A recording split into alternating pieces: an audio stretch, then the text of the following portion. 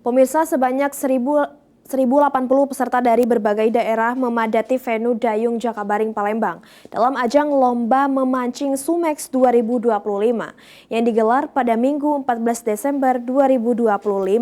Event ini dibuka langsung oleh Gubernur Sumatera Selatan Herman Deru.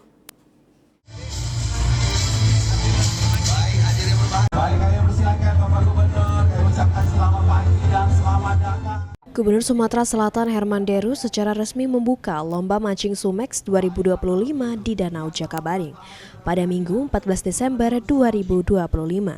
Kegiatan ini diikuti 1.080 peserta dari berbagai daerah di sekitar Palembang. Beri tepuk tangan hadirnya berbahagia. Pak Moniji masih sekolah lagi Pak. Kesian Nyonya ditinggalin. General Manager Sumatera Express, Iwan Irawan mengatakan kegiatan ini tidak hanya menjadi ajang kompetisi, tetapi juga wisata memancing keluarga di akhir tahun bersama Sumatera Express. Panitia menyiapkan 2 ton ikan patin yang telah dilepas ke danau. Dalam lomba ini ditetapkan 5 orang pemenang utama dengan penilaian ikan terberat. Selain hadiah bagi pemenang, ada door prize berupa sepeda motor, sepeda, serta sejumlah peralatan elektronik. Seluruh peserta berkesempatan mendapatkan hadiah utama melalui undian.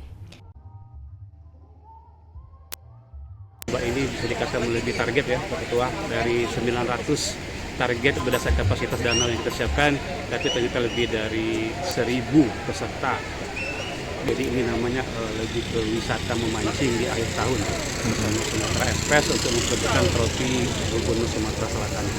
Panitia dan dari pemerintah Provinsi Sumatera Selatan menyiapkan sepeda motor, sepeda dan beberapa peralatan elektronik untuk menjadi door prize kepada para peserta, bukan pemenang. Jadi para peserta semuanya berkesempatan untuk mendapatkan door prize, hadiah utamanya sepeda motor. Undian, Pak? Undian sepeda motor. Salah satu peserta lomba, Dodi, mengatakan keikutsertaannya untuk meramaikan lomba mancing Sumex di Palembang dengan target dapat menjadi salah satu pemenang.